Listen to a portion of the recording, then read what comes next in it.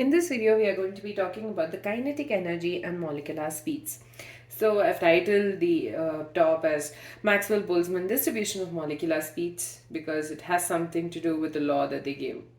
So first of all, in a gas, as we know, solids, liquids and gases, there's a difference in terms of the intermolecular forces, intermolecular spaces as well. So in gases, you have the molecules far apart from each other. So when they are in that state, they tend to move around. It's a poor explanation of, or rather a poor way to see it, but you can't see it in real life. So there are two things that happen when molecules of a gas constantly move. Okay, they collide with each other, and when they collide, they either collide with each other or they will collide against the walls of the container. So it was very difficult to figure out, okay, how many molecules are present in the gas, or rather, at what speed are these molecules moving at? Not the how many molecules part, but the scientists wanted to figure out at what speed these molecules moved at. So suppose you take a container. Let's assume this is a container, right? Now, here inside this, you're going to have the molecules of gases. Okay, and these molecules are going to be in constant motion and they're going to hit the walls of the container. Initially, they would all probably have the same speed, but as time goes forward, one of the molecules would probably be faster, the other one would be slower, and there could be a difference in terms of like what speed each of them are at. So what happens is there must be some way for us to figure out the speed at which all of these molecules are moving. And that's where Maxwell-Boltzmann distribution law comes in. So according to this, fraction of molecules with a particular speed remains constant. And this is called as the Maxwell-Boltzmann distribution law. And it was given by Maxwell and Boltzmann. And it was plotted as fractions. So on the y-axis, you have the fraction of different of the molecules with different speeds, and here you have molecular speeds itself. Now if you notice the fraction at which, and this curve is called as the Maxwell distribution curve. Now here we have plotted it where, it is between the speed or rather the fraction of molecules with a particular speed versus the molecular speeds itself. Now from this graph, three things are quite obvious. First one is the ones which are very slow here, and the fraction of molecules which are very fast. These two extremes are quite low. You have a less number of molecules moving at a very slow speed, and you have a less number of molecules moving at a very fast speed. Now, the second one is the fractions. So here, if you see, as we go, let's follow this curve. So as the molecular speed is increasing, the fraction of the molecules with this particular speed is also increasing to a particular point, and then it decreases. So there is an increase of molecules in terms of the fraction of molecules when there is an increase in molecular speed to a particular point, and then it decreases. Second, you have something called as the maximum fraction of molecules, and that particular thing means that is the speed at which majority or maximum number of or maximum molecules are traveling in that particular gas. So here this is called as the most probable speed. So most probable speed is referred to as UMP. Okay, and this is the this is speed which is corresponding to the peak, where the number of the fraction of the molecules is very high. And over here, the most probable speed is given in black, that is UMP. This is the peak. Okay, so here at this particular most probable speed means that it has the maximum fraction of molecules traveling at that particular speed. So those are the things that was understood from this graph. Okay, so I'll just discuss whatever was just said. So there are three things that we noticed from this graph. First thing is that the molecules with the slowest, the molecules which are fastest, the fraction of those molecules are very less. That is point number one. Point number two is you have the fraction of molecules increasing with increase in molecular speeds to a particular point, and then that decreases. That is point number two. The third is there is one particular point which is the peak of this curve. That is basically called as the most probable speed. And it is the maximum, the speed which is possessed by the maximum fraction of the molecules is also called as the most probable speed. Now, at a particular temperature, the fractions, when we take a particular temperature, the fraction of this fraction of molecules possessing the most probable speed will remain constant. Okay, but when there is a change in temperature, there will be a slight difference in terms of the fraction of the number of molecules. So let's take two cases. First, we are comparing masses, and the second we'll be comparing temperatures. So in case of masses, you see over here, you have two gases, dinitrogen and chlorine. Now we know the mass of chlorine is obviously going to be higher than that of dinitrogen. Okay, so in here you have, okay, so these curves show that when there is a change in mass, there is going to be a change in the value of UMP. That is the most probable speed. Now, let's compare. Now, we know dinitrogen is lighter than chlorine. Okay, so N2 mass is going to be less than Cl2.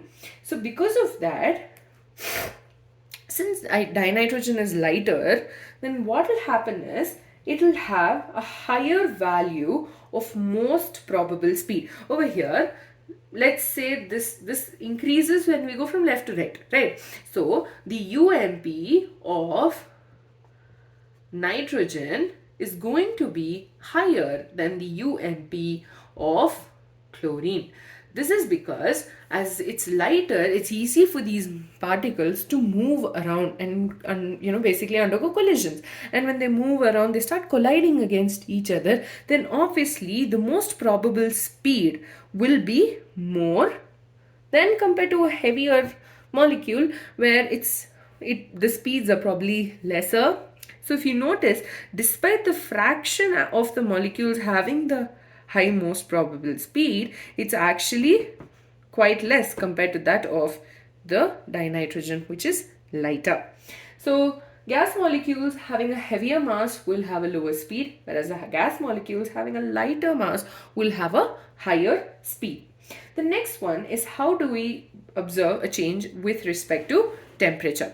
Now, here you have that graph. I'm sorry, I forgot to basically write what's on the x-axis and y. So fraction of molecules with a given speed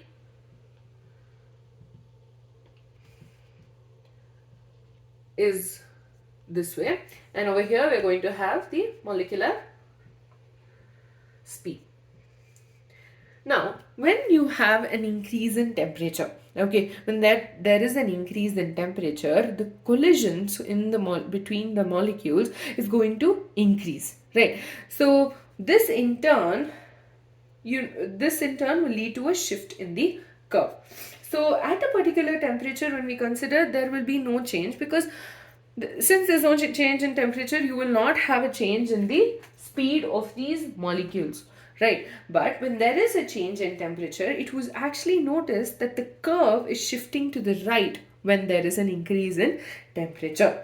So the curve broadens. One more thing is that the curve actually broadens at a higher temperature compared to a lower one. So here you have two cases, T1 and T2, where T2 is higher than T1. Okay, T2 is a higher temperature. So because of that, the curve actually has moved to the right. Not only that, it has actually broadened up, which means that it also has a higher UMP. That is, the most probable speed of T2 is more than that of T1.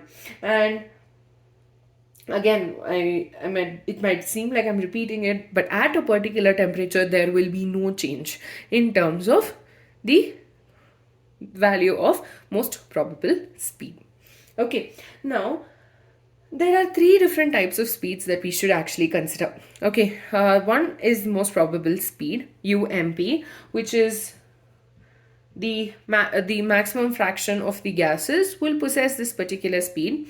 Okay, this particular molecular speed. Next one is actually called as U average.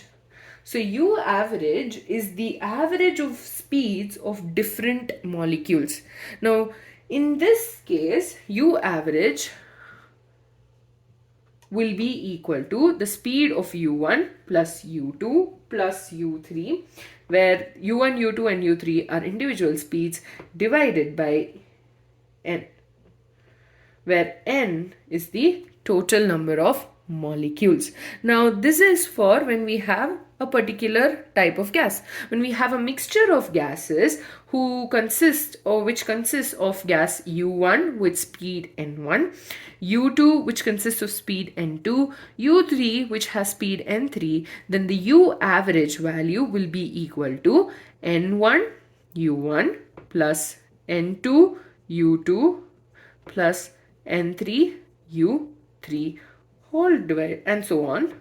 Okay, since we are considering only three gases, by N1 plus N2 plus N3. Okay, so that is U average. U average is nothing but the average speed of all the gases in that particular, or all the molecules, or the individual speeds of the molecules in that given sample of the gas. And the last one is the root mean square speed. I'm going to write that down. Root mean square speed, which is URMS. Now, root mean square speed is just the root of the mean of the squares of the various speeds in that, or various speeds of molecules in that particular gas. So we will just take the average speed and square the numerator and put all under the root. So URMS will be equal to, okay, it's supposed to be a subscript, equals to root U1 square plus U2 square plus U3 square, so on, divided by N. And if you have, in this case, like this case, if you have a particular set, then the URMS equals to root over N1 U1 square plus N2 U2 square plus N3 U3 square whole divided by N1 plus N2 plus N3. So here in the graph, the average speed is the one which is in blue. So this is the U average, that is the average of all the average speed of all the particles, and this one is going to be the URMS, which is the root mean square speed. Okay, now the three types of speeds actually have a relationship where URMS is the highest, as it's obvious from the graph, is more than U average, which is more than U maximum, most probable speed. And the ratio is actually U maximum speed is to U of average is to URMS is 1.28 is to 1.128 is to 1.224. Okay, so that is about Maxwell-Boltzmann distribution of molecular speeds. So I will recap it once more. First of all, particles of the gases have a lot of speed, a lot of spaces in between them. And this in turn makes sure that these gas molecules move around. These particles tend to move around. And when they move around, they collide against each other and against the walls of the container. So it is difficult for us to predict the speed of the one of the molecules at a given time. So it was excuse me. It was Maxwell and Boltzmann who gave us the distribution of this distribution law, which basically states that the fraction of molecules with a particular speed remains constant. So what this basically means that at a particular speed, okay, at a particular speed 2, okay, the fraction of molecules having that speed 2 is going to stay this particular value only. Okay, and despite the fact that initially, even if gases started out with the same speed, but as they undergo various types of collisions, that in turn will lead to a different type of speed observed in each case. So because of that, they gave us this law. Okay, and that's where we got something called as the most probable speed. Most probable speed is the maximum speed at which these molecules, or rather, I'm sorry, I shouldn't say that, not the maximum speed, but the maximum fraction of molecules with a particular speed is given as the most probable speed. Now, that's where they gave us this graph, and this is called as the Maxwell's distribution curve. According to this curve, the molecules which are very slow and very fast, the fraction of those molecules is very less. And the second is the fact that as the molecular speed is increasing, the fraction of the molecules with that particular speed is also increasing up to a particular point, and then it decreases. The third thing is that you have one particular peak over here, right, that shows the maximum fraction of molecules with a given speed, and that is referred to as the most probable speed. Now, the Maxwell-Boltzmann distribution curve or Maxwell's curve varies with respect to mass as well. So for here we have taken two gases, chlorine and dinitrogen, in similar conditions. And what was observed of temperature, and what was observed was that the dinitrogen, because it is lighter and it tends to move around to more extent than compared to the chlorine, which moves to a lesser extent, which is heavier. And because of that, the average most probable speed of dinitrogen is more than that of chlorine. The next thing that was observed was with respect to the change in temperature. Here we have two curves, one where the temperature is T1 and second where the temperature is T2, and T2 is greater than T1. So it was observed that when the temperature increases, not only does the curve move towards the right, it also shows an increase in, it shows an increase in the most probable speed. Also, the curve itself gets broader, and that was observed for T2. So you can see it's slightly broader and has a higher most probable speed than T1, which is a lower temperature. And from this, there were three types of speeds that had to be that everybody has to know, three types of speed that existed.